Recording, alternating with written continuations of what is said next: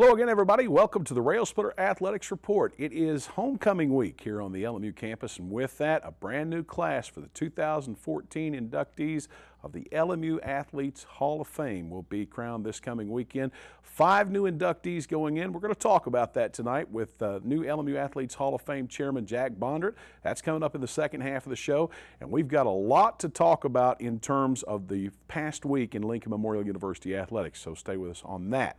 Now, for those of you out there that want to keep up to date with everything going on in terms of Lincoln Memorial University athletics, go to the brand new LMU Athletics website. That's www.lmurailsplitters.com. You'll find out everything you want to know about Lincoln Memorial University athletics. A lot of photos, a lot of videos, a lot of player profiles, etc., statistics, and much, much more. A lot of live links, so go check it out. www.lmurailsplitters.com. We'll take this break, and we'll be back with the first half of our show. Stay with us. We have a big problem, and we need your help. It's happening on college campuses, at bars, at parties, even in high schools. It's happening to our sisters and our daughters, our wives and our friends. It's called sexual assault, and it has to stop. We have to stop it. So listen up. If she doesn't consent, or if she can't consent, it's rape, it's assault. It's a crime. It's wrong. If I saw it happening, I was taught you have to do something about it. If I saw it happening, I speak up. If I saw it happening, I'd never blame her. I'd help her. Because I don't want to be a part of the problem. I want to be a part of the solution. We need all of you to be part of the solution. This is about respect. It's about responsibility. It's up to all of us to put an end to sexual assault. And that starts with you. Because one is too many.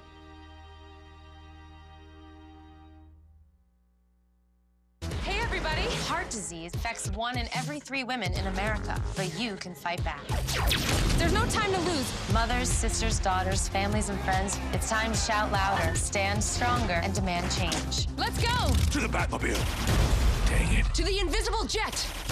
Dang it. Together, we can put an end to heart disease. It's time to go red for women. I could use your help. Yeah! Learn more from the American Heart Association at www.goredforwomen.org. Oh, those boys are much too much. Those boys are much too much. We got the spirit. We're hot. We can't be stopped. We got the spirit. We're hot. We can't be stopped. We're going to beat them and bust them. The smallest moments can have the biggest impact on a child's life. Let's get a little bit rowdy. R-O-W-D-Y. Take time to be a dad today. Call or visit fatherhood.gov to learn more. Welcome back. Last week got started when Jenny Michael and the LMU volleyball team played host to the number 10 nationally ranked Bulldogs of Wingate University. The Bulldogs entered Friday evening's match with the Lady Railsplitters undefeated in the SAC play at 6-0 and boasting a 13-1 overall mark. The impressive numbers didn't sway Michael and her club any in the opening set of that match as the Lady Railsplitters came out and steamrolled Shelton Collier's Bulldogs 25-13 to take a 1-0 lead behind the energy and inspirational play.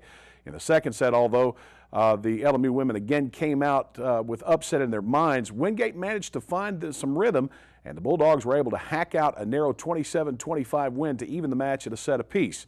Following the intermission between sets 2 and 3, however, Wingate found their stride and put the LMU women on their heels with a decisive 25-12 victory in the third set.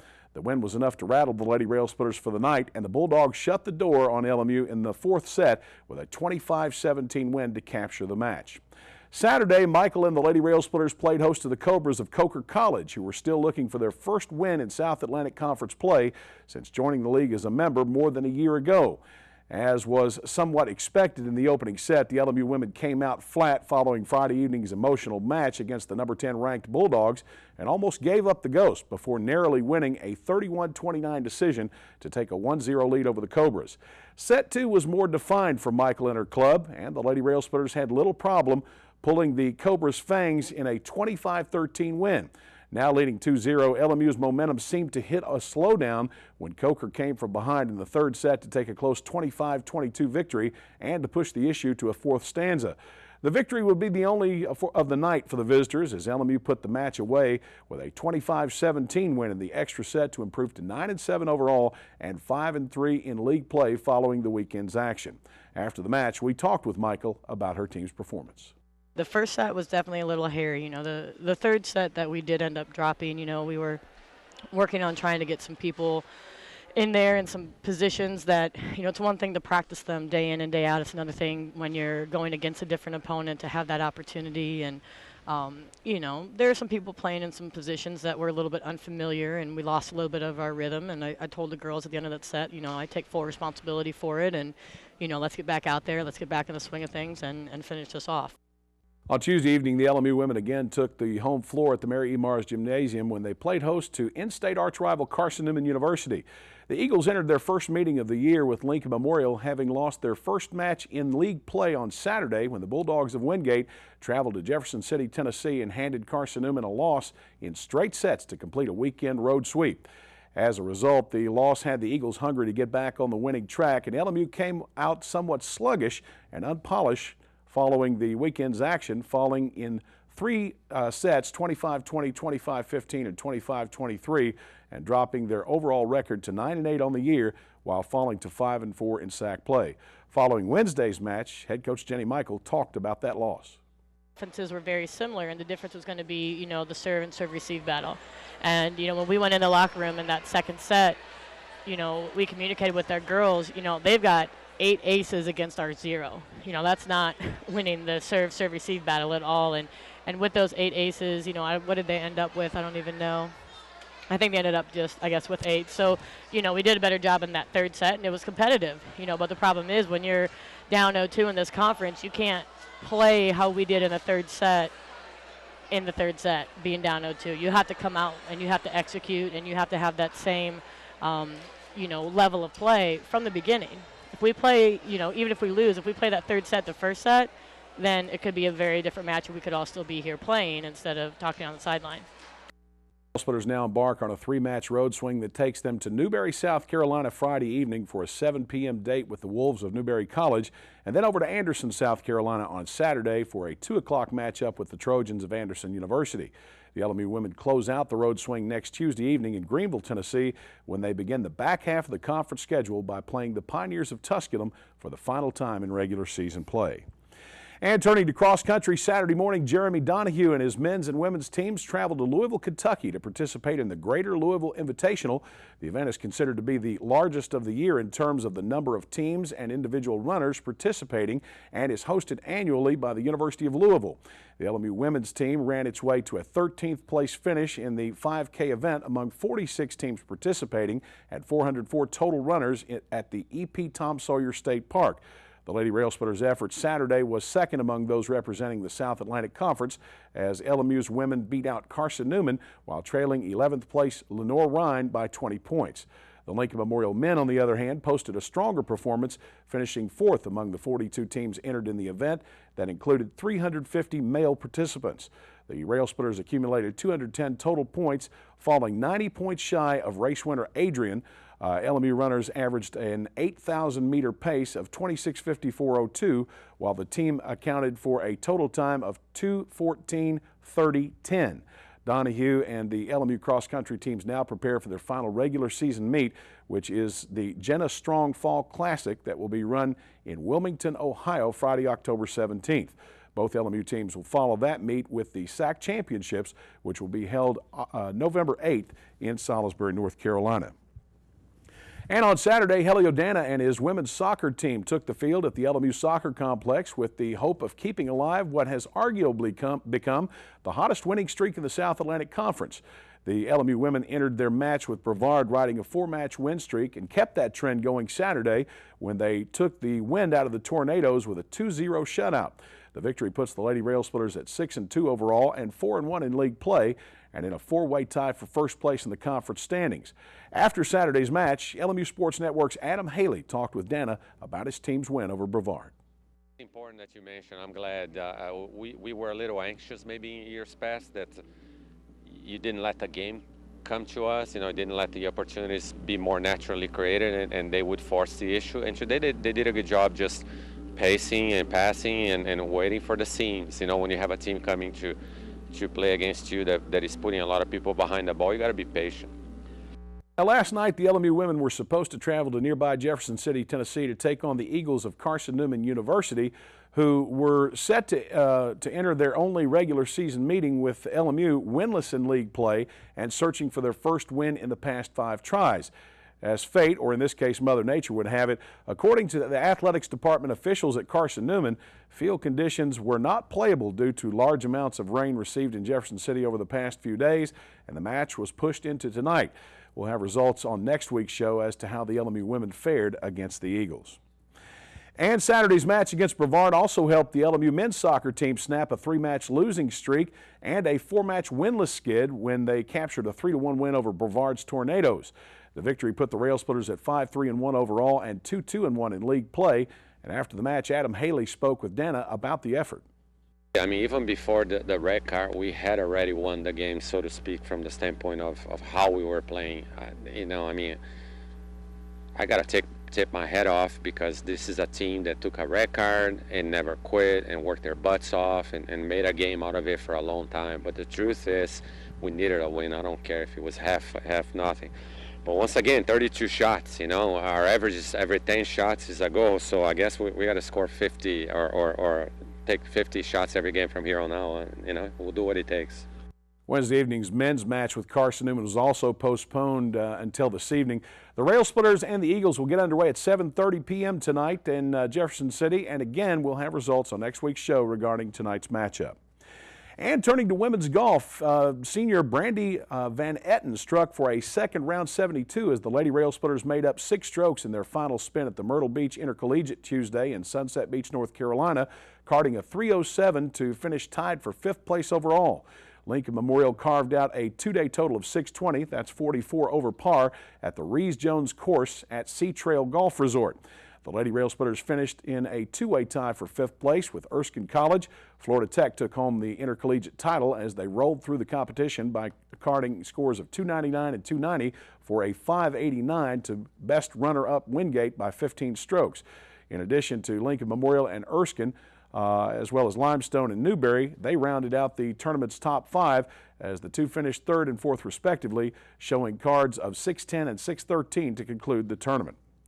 The LMU women returned to action October 13th when they traveled to Salisbury, North Carolina to compete in the Patsy Rendleman Memorial hosted by Catawba College and held at Salisbury Country Club. And the Lincoln Memorial University men's golf team fired an even par 288 in the final round of the annual Myrtle Beach Intercollegiate on Tuesday, but was unable to make up any vertical move up the leaderboard, completing the event in 6th place. Lincoln Memorial finished with rounds of 290 and 288 for a 2 over par 2-day total of 578 at the Dan Maples course, one of 3 courses located at the Sea Trail Golf Resort in Sunset Beach, North Carolina. Mars Hill rallied from 5 shots back to capture the Myrtle Beach Intercollegiate crown, following up a 1 over par 289 on Monday with a 4 under par 284 in Tuesday's final round. The Lions' 573 was 1 stroke better than Wingate, who finished with rounds of 291 and 283 for a 574. Mount Olive took 3rd place with 289 and 286 for a 575, while North Greenville and Queens earned a share of 4th with even par totals 576. Coming in behind the Railsplitters, Pfeiffer, Southern Westland, Barton, and Emmanuel rounded out the top 10 among the 19-team field. The Railsplitters will host the State Farm Intercollegiate October 13th at Wood Lake Golf Course in Tazewell, Tennessee. The event will be the final match of the fall schedule for the LMU varsity team. Now, that's a look at the past week in LMU athletics. After the break, we'll be back in studio to talk with newly appointed LMU Athletes Hall of Fame Chairman Jack Bondard about this weekend's Hall of Fame induction ceremonies, the 5 individuals being inducted, and about his new duties as chairman. Stay with us right here on the Railsplitter Athletics Report. You make me wear my bike helmet. You taught me never to run with scissors. You tell me to stay away from drugs. To always buckle my seatbelt. And to follow the swimming rules. You're always looking out for me and trying to keep me safe. So why do you keep a loaded gun in your drawer? Here in the garage. Closet. Shoebox under the bed. Where anyone can get to it. How safe is that? How safe is that? How safe is that? You asked them to follow some safety rules. Now they're asking you. In fact, they're counting on you. Never let your gun get into the wrong hands. If you own a firearm and are not using it, please be responsible and be sure that it's stored in a safe place. Remember, always, lock it up. For more information on firearm storage safety, visit ncpc.org. You can be a hero by being prepared for an emergency. First, make a plan. Call a family meeting to plan for things like how to connect with loved ones after an emergency. There. Or your escape route. I am not fast. Build a kit. When disaster strikes, it's important to have enough supplies to last 3 days. And don't forget the batteries. Low battery. Number 3, know the facts. From blackouts to floods, no matter the emergency, the more you know about it, the better you can deal with it. You're gonna need some upgrades. Number 4, get involved. Lend a hand in your community to help others know their role in an emergency. You guys, do you feel this? We're gonna be heroes! You can be a hero by being prepared. Yes! Visit ready.gov/kids for more preparedness tips.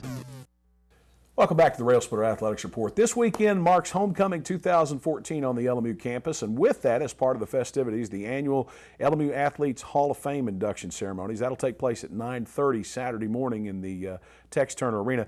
Jack Bondurant joins us on set now, and Jack has been appointed the new chairman of the LMU Athletes Hall of Fame. And Jack, to my knowledge, you're the first chairman in about 15 years, other than Gene Dawson, maybe only the second chairman of all time. I guess that's very true. There haven't been very many chairmen through the years, and of course, Gene Dawson did a great job for a number of years and served on the committee for I don't know how many years, but he and his predecessors have all done a very, very fine job. Let's talk about the whirlwind that has been you. You were inducted to the LMU Athletes Hall of Fame here not so long ago. You were asked to be on the committee that nominates the players and votes on them to see who's going to get on there. And suddenly you find yourself as chairman this past summer in a meeting that we had down in Knoxville. I felt very inadequate, to say the least. I think everyone that was at the meeting had been on the committee longer than I had. So it isn't a good feeling to all of a sudden step into a group of people that have had much more experience than you've had. Well, you know, when you look at the committee, I mean, you know a lot of the folks on there already, but we all have the same common bond in that we're in the best interest of Lincoln Memorial and trying to get those who are deserving of the honor to be in the LMU Athletes Hall of Fame. There's so many, though, and there's so much criteria that you have to meet, in addition to the fact that you have to have been out of the sport for about 7 years, if I'm not mistaken. Now, with all that has come with this and hit you as your new duties as chairman take place, you've had to get acclimated with the bylaws and the rules and regulations of going into the committee. Now we've got our first class, of which you're going to be, I guess, technically the host of this Hall of Fame induction on Saturday. And you know, as you said, having a limited amount of experience on this, it's got to be somewhat intimidating when you look at it, not really knowing exactly what you're going to have to go through. Well, I guess I will be the MC of the program. Thank goodness there are a lot of people on there that will do the actual inductions and give us the stats and everything of all the athletes. But we have a wonderful class of athletes coming in this year. I think 4 of the 5, or three of the 5, I guess, are All-Americans. And I don't know that has happened before. No, I think you're correct in that statement. Strongest class that I've ever been a part of since I've been on the committee to induct athletes into the LMU Athletes Hall of Fame.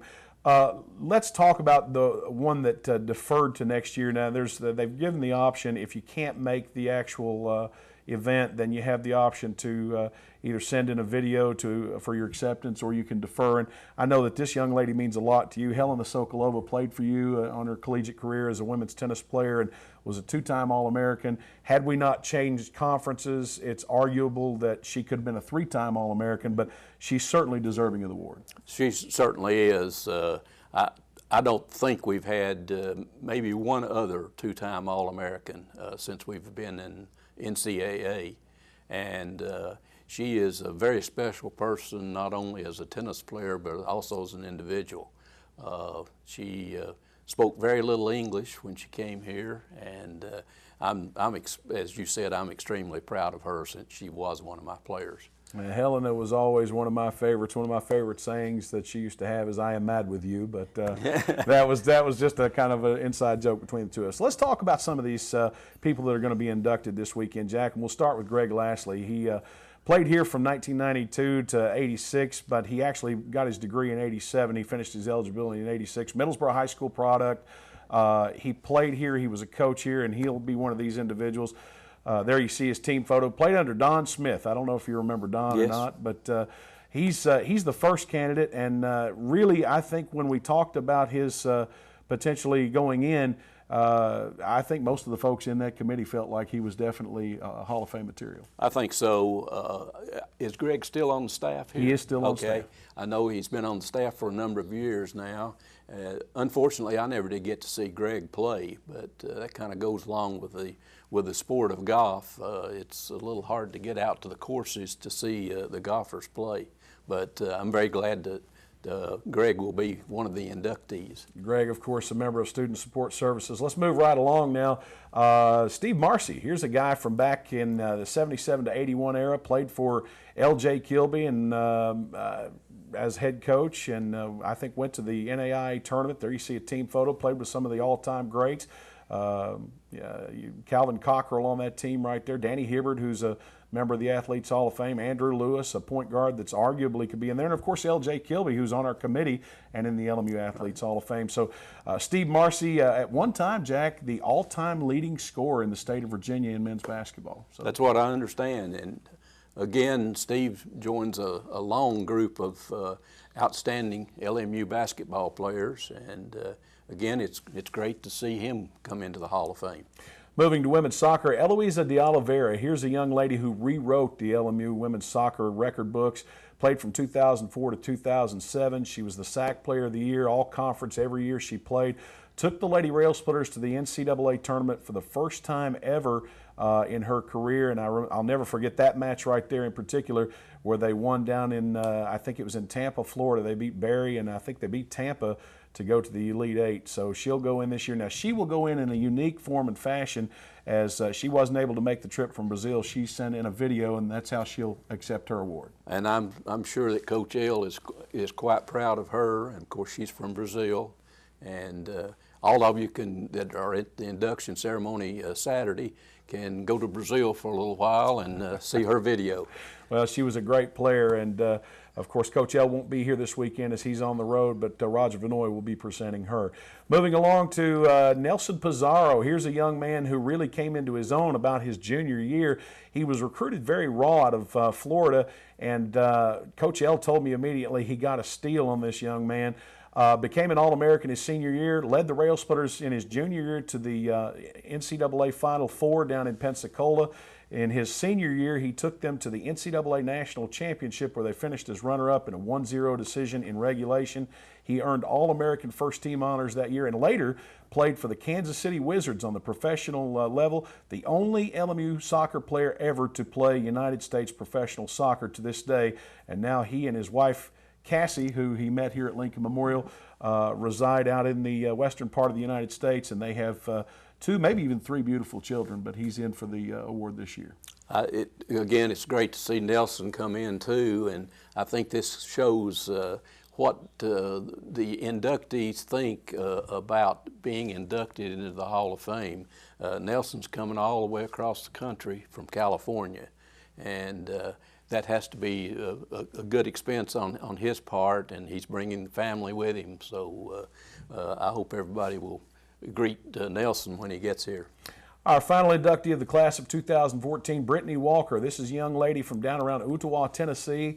Played softball under Dan Burns, who's also in the LMU Athletes Hall of Fame, both as a coach and player and on our committee.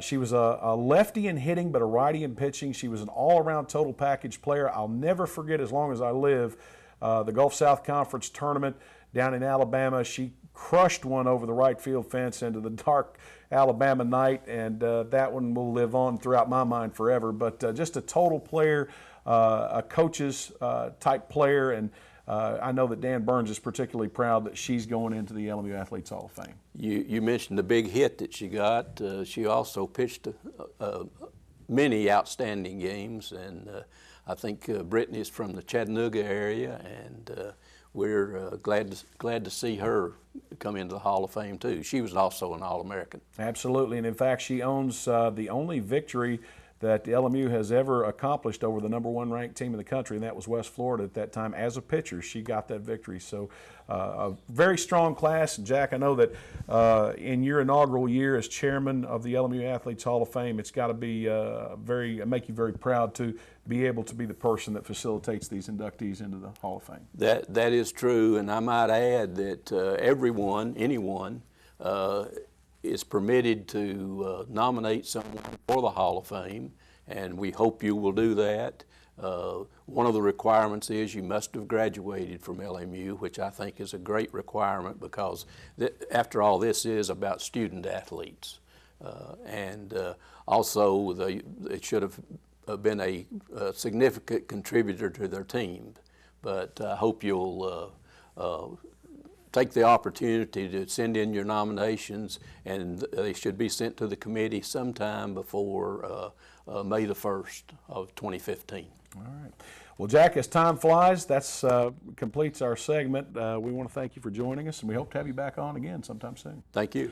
All right, Jack Bondurant, LMU Athletes Hall of Fame Chairman, and join us this Saturday morning at 9:30 in the Tex Turner Arena for that induction ceremony. Let's take a break, and we'll be right back here on the Railsplitter Athletics Report.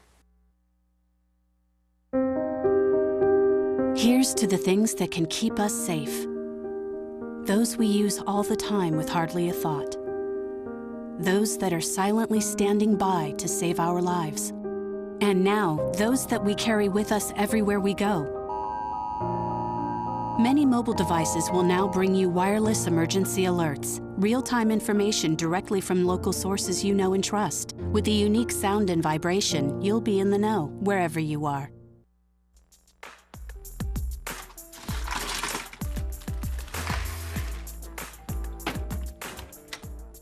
Thank you.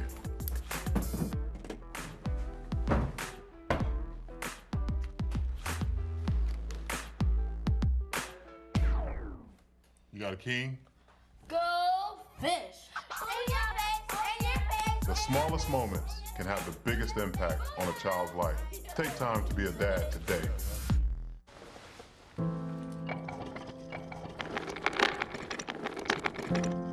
Maybe he's really focused. Hey, Michael. Michael. Maybe he likes spinning the wheels. Maybe he just loves trucks. Maybe he's just being a boy.